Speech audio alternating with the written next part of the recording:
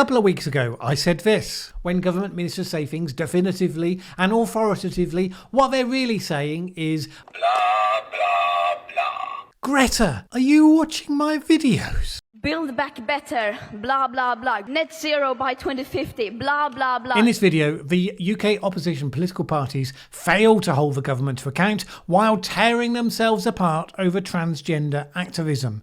Ruling US Democrats are caught in an even worse internal fighting, which could torpedo Joe Biden's big spending plans, and the global energy crunch has hit China in a big way. My name's Mallen Baker. This is the Mallen Baker Show. Right now, there's an overwhelming impression that the UK is being run pretty incompetently. Queues at the petrol stations, empty shelves at some of the supermarkets, soaring energy prices, and so on. But the opposition parties in the UK, large and small, have apparently a common problem. While there's this enormous open goal sitting there, they are instead tearing themselves apart over the fringe issue of transgender politics. One of the major stories in the run-up to the Labour Party conference this week was that one of its members of Parliament, Rosie Duffield, was staying away from the event for fear for her safety. Why? Because she'd made the anatomically unremarkable statement that only women have a cervix. That, in the modern Labour Party, was sufficient to get her branded by some as a transphobe and for her to receive a barrage of threats. In his big pre-conference BBC interview, the party leader Keir Starmer was asked, is it transphobic to say that only women have a cervix? What he said was, it shouldn't be said, it is not right. That's a rather telling choice of words from a former lawyer. Not it is or isn't correct, but it shouldn't be said. His Shadow Chancellor Rachel Reeves struggles similarly. Talking on LBC Radio, she was asked about the issue and could only come up with, I don't even know how to start answering these questions. The Shadow Trade Secretary Emily Thornberry compounded the statement. Well, it's factually inaccurate. There are men who have cervixes. There are men who are trans, and they're men. This affliction is not unique only to the Labour Party. Earlier this year, one Natalie Bird was banned from standing as a Liberal Democrat candidate in any circumstances for 10 years because she wore a T-shirt with the phrase woman, adult, human, female, which is the traditional dictionary definition. When it was the Liberal Democrat Party conference last week, their leader Ed Davey was asked what was wrong with the phrase woman, adult, human, female. He avoided the question. The interviewer persisted and put it to him that the Liberal Democrats used to believe in free speech. Now here they were, banning someone for wearing a T-shirt. Ed Davey came up with the immortal phrase, we absolutely believe in free speech, but... oh, that but. But we also believe that we need to protect human rights and we need to believe in equality. How former great parties die. What would Gladstone have said? Well, he's been cancelled anyway. The Greens. They have, if anything, done even worse. The former co-leader Sian Berry stood down earlier this year as a direct result of internecine warfare over this issue. And then it was a big factor in the subsequent leadership election, the result of which was announced just today. Carla Denyer and Adrian Ramsey are the new co-leaders of the Green Party. They're smiling now. The remarkable thing is that amongst one of the major parties of government and at least one other that has been a serious party of contention in the past, they are so tied up in verbal knots over what they can or can't say. And their inability to make sense of the issue clearly alienates them from a wide proportion of the general public for whom common language about men and women is not particularly controversial. And yet they can't find the formula to manage it. In principle, it shouldn't be that hard just to discuss an issue.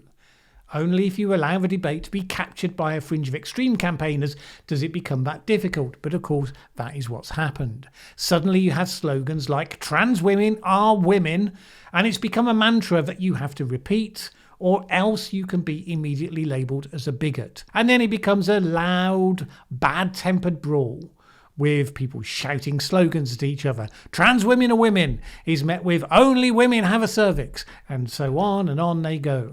There are no arguments being made, per se. No proposition supported with reasoning and evidence. It's just our ideology has abolished biology, and if you dare to disagree, you are a transphobe. And whereas any sensible political party should be pragmatically dismissive of such extremes, instead they are, to all appearances, so terrified of being wrong that they've accepted a new reality that they can't rationalise when asked to do so. At least some of the UK institutions are beginning to break away from the cowardly behaviour that got us to here. New national guidelines were produced yesterday by the Sports Council Equality Group, which recommended that for a number of sports, rather than having transgender women, people who were born biologically male, competing against biological women, there should instead be a new open category to replace the men's category. So you would get women's sports reserved for those born as women, and you would have the open category where anyone could choose to compete. Men, transgender women, women, anyone. Transgender men would be able to compete in female categories up until the point where they started treatment with testosterone, after which they wouldn't be able to because that would constitute a doping violation. For many sports, it said, the inclusion of transgender people, fairness and safety cannot coexist in a single competitive model. Other institutions that follow the trans campaigners playbook are at least pulling back when challenged. This week, The Lancet ran a front cover which had this sentence: historically, the anatomy and physiology of bodies with vaginas have been neglected. What, back in the Dark Ages, we used to call women. They were quickly accused of sexism, since they don't similarly refer to bodies with penises, and dehumanising women generally. The editor, Richard Horton, apologised after the storm of criticism, with medical professionals tweeting that they had cancelled their subscriptions. Spookily similar to the kerfuffle in the US provoked by the ACLU tweeting the well-known quote of the late Ruth Bader Ginsburg. The decision whether or not to bear a child is central to a bracket person's life, to bracket their well-being and dignity. When the government controls that decision for bracket people, bracket they are being treated as less than a fully adult human responsible for bracket their own choices. The ACLU likewise ended up apologising for retrofitting gender neutrality onto her sex-specific statement, although they tempered the apology with the opinion that had the judge still been alive today, she would have agreed with them. So not exactly an apology per se. Is UK politics now going to see this issue tying up its opposition parties in knots for the foreseeable future? Well, on the showing of those leader interviews, yes. Will the governing Conservatives escape? Probably, although it's an interesting development that the Prime Minister's wife, Carrie Johnson, is to give an LGBT conference speech at an event hosted by Stonewall, which is a determined channel for the trans campaigner arguments. Not to be outdone, Sir Keir Starmer continued to burnish his woke credentials by saying this week that he thought the next James Bond should be a woman. The Twitter memes on the theme of "On Her Majesty's Secret Cervix" followed in a matter of seconds. Meanwhile, the US infighting has rather bigger stakes, and we'll come to that in just a minute. But first, and extremely relevantly, there's an important thing that we rarely discuss and yet is at the heart of all the biggest political explosions happening in our society and around the world. How should we be governed? More specifically, what is government for? Various commentators have said that COVID-19 made government important again. Suddenly it matters hugely whether your country has a functional health service, incompetent bureaucrats. The arrival of the virus was a stress test for the state, they say, and many were found wanting. What should we do with that information? Well, some want to use it to build bigger government, and some want to use it for the exact reverse. In any case, it's not just about the size, but the purpose that is really at the heart of the dispute. That's what I'll be talking about in a video to go live on this channel on Monday next week at 7 PM UK time. Join me for that. The US political system is gripped in the high politics and finely balanced margins right now. With the wafer-thin majority that the Democrats have in the Senate, Democrats are fighting like ferrets in a sack whether to spend $3.5 trillion on Joe Biden's wish list bill, including a range of climate measures and all sorts. Two moderate Democrats stand in the way, including Joe Manchin, who has said that he could possibly be persuaded to go for a package of $1.5 trillion, but no more. And any program on climate has to include natural gas as part of its cleaner energy vision, he also insists. Then you have the progressive wing, who are rebelling at the idea that they won't get their full grab bag of spending commitments and threatening to sink the bipartisan infrastructure spending bill. The $1 trillion bipartisan bill was what they could strip out of the original plans to get Republicans to agree to necessary infrastructure spending. The progressives are refusing to consider the two bills in separation to each other because they feel that they only have leverage so long as they can threaten to derail the smaller bill to force action on the larger one. House Speaker Nancy Pelosi tried to force the issue by bringing the bipartisan bill to the House, but the refusal of the progressives to play ball meant ultimately a vote on that bill had to be pushed back. And since Manchin and fellow rebel Sinema seem unlikely to cave to pressure and the progressives seem unlikely to back down, it's hard to see what pushing the vote back is going to achieve. Between the two, it is a significant possibility that President Biden fails to get anything through, which would be an even bigger blow to his presidency than the Afghanistan withdrawal debacle. The administration, of course, does everything it can right now to divert attention from Afghanistan, where Americans remain stranded and trying to get out. That was hard to do this week, with generals testifying in Congress that Biden's statement that none of them had disagreed with his proposed withdrawal were not true. Rather, he said that they had advised him to keep several thousand troops in position. You'll recall that when he was interviewed by George Stephanopoulos, Biden was specifically asked this: "So, no one told, your military advisors did not tell you, no, we should just keep 2,500 troops. It's been a stable situation for the last several years. We can do that. We can continue to do that." And Biden replied, "No. No one said that to me that I can recall." There is no interpretation of that works for Biden. Either he lied, or his memory is so bad that he goes well beyond forgetting the Australian Prime Minister's name in a presentation to forgetting specific advice from multiple generals about one of the most important military questions of the day. Not good either way. Meanwhile, there's an energy crisis going on. Yes, in the UK, yes, in Europe, yes, high natural gas prices, but interestingly, one of the places worst hit right now is China, and particularly because of what's happening there with coal. Cities in China have introduced severe measures to ration electricity amidst a surge of demand outstripping supply. According to the South China Morning Post, at least 20 of China's 31 provincial-level jurisdictions are rationing electricity.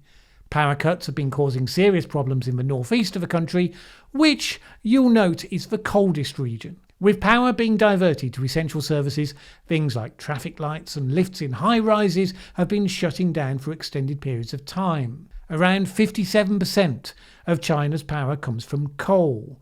And similar in many ways to the UK situation with natural gas, China has been hit by multiple factors at once. On the one hand, China reduced an important source of coal when, because of its political dispute with Australia, it cut off supplies from there. This coincided with lower than usual hydroelectricity generation in some of its areas because of times of hot weather.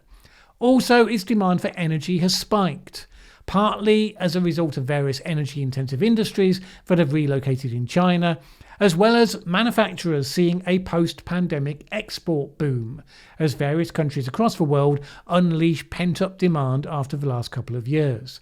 Secondly, with winter approaching, some of the same worldwide post-pandemic demand issues that have pushed up the price of natural gas have also done the same for coal. Not helped by reductions in global coal supply, as major producers in Colombia and Indonesia have been hit by heavy rain. China is now feeding that. Bloomberg reported that months ago Chinese buyers were complaining that prices were too high and judging that they could weather the storm with domestic production. Now those same buyers are singing a different tune as power plant operators have turned frantic asking traders and importers to source overseas cargoes. So a China willing to pay any price for its coal has had predictable effects, with coal price surging upwards, encouraging producers to increase volumes at a time when the COP26 summit is just about to take place, which is ironic because the other factor in China's current discomfort is its program to reduce its carbon emissions to meet its climate change targets. The Chinese government set strict carbon emission targets, which many areas failed to achieve. An editorial in the SCMP observed that local officials had been warned that they would be held accountable, which led them to take panic action, which in some cases included telling factories to cut output or simply severing supplies. But in the short term, they got caught by the same dynamic as the UK. Power generation got shaped around what was cheap at the time. In the UK, that was natural gas. In China, it was, until recently, coal. And right now, both have become much more expensive and hard to source. And so systems that worked perfectly well have been found not to be sufficiently resilient. This is likely to be another factor hitting Chinese expectations of economic growth, to put alongside the highly precarious state of its property sector, which we talked about last week, and which continues to hover on the edge, as Evergrande missed a second debt interest payment this week.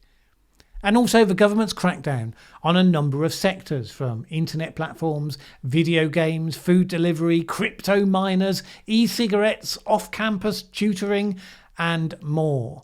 Goldman Sachs has cut its growth forecast for China from 8.2% to 7.8% and said that other Asian economies would get caught up in its problems with knock-on implications for the world. It's estimated that as much as 44% of China's industrial activity has been affected by the power supply issues.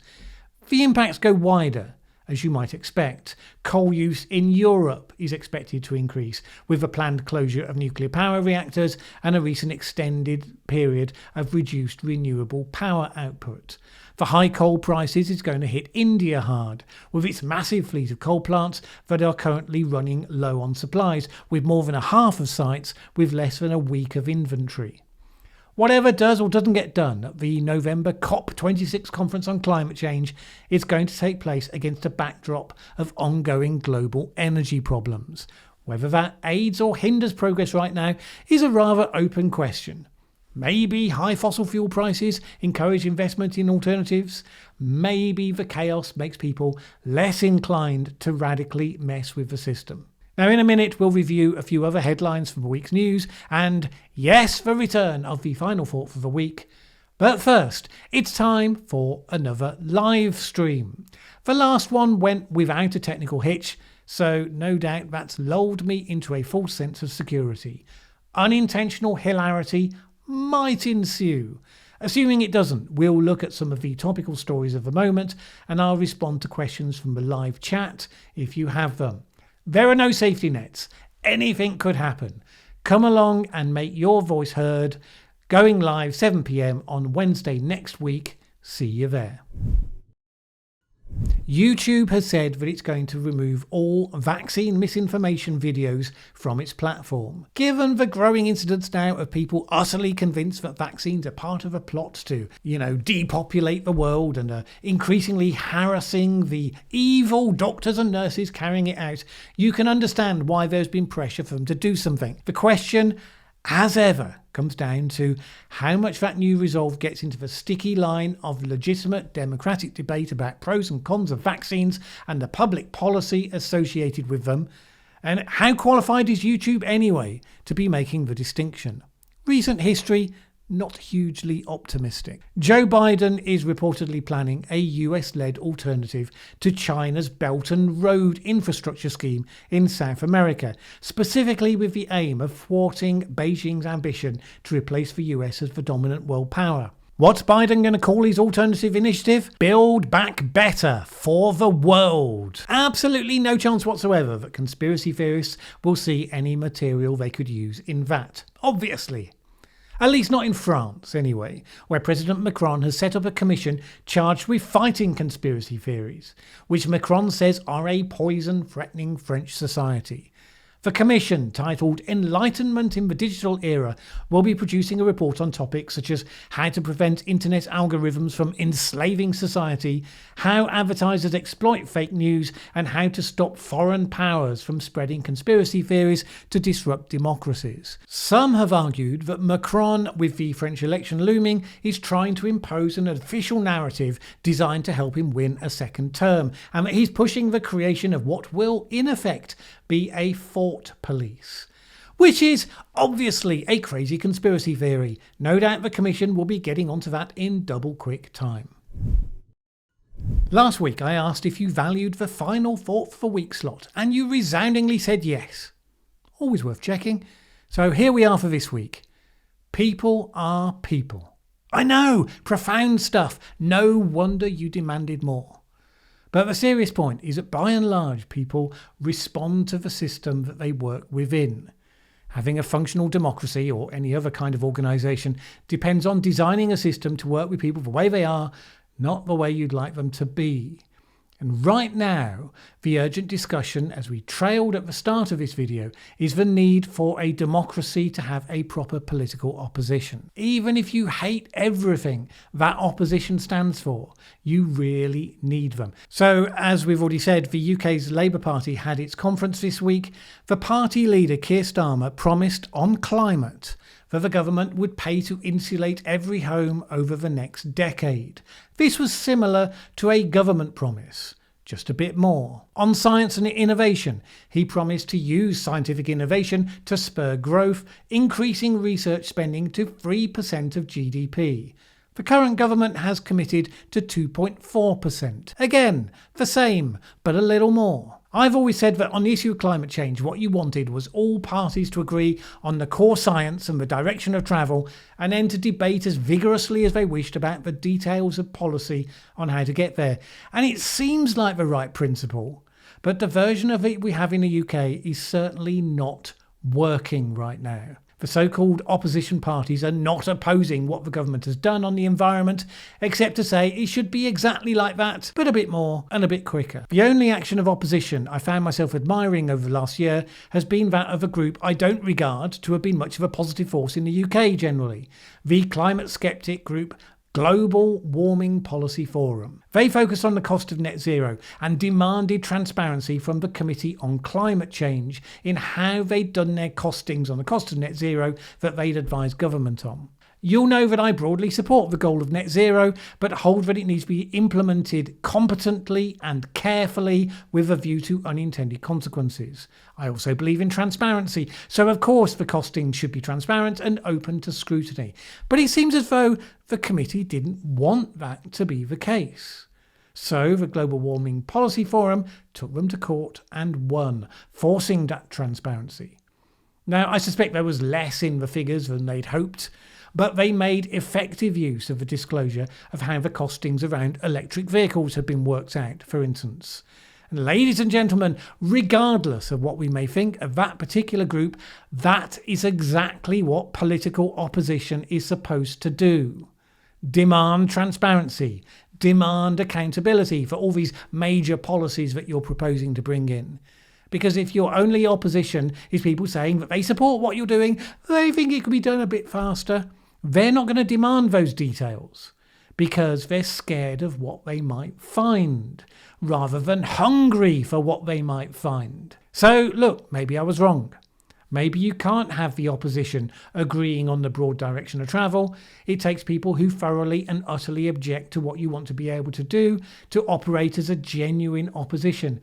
I'm still not quite ready to draw that conclusion. I think if our parties, any of them, had competent leadership, it might be very different. But if you have an incompetent government, you need to have an effective opposition. So for that reason, and for now, I praise the Global Warming Policy Forum, a group with whom I agree very little. If we blunder into net zero with all the skill of a blind donkey on an ice rink, it will do immense harm. All right, I got this puzzling comment on last week's video. Don't know about abroad. Here in Holland, your channel has been tagged by the government, suggesting your info is unreliable. I always choose to believe the opposite. Good work. Well, that was news to me. I replied asking for details on how it had been so tagged. So far, Rob hasn't replied. And of course, I want to know because it's entirely credible that some motivated fact checker somewhere has decided that they don't like something.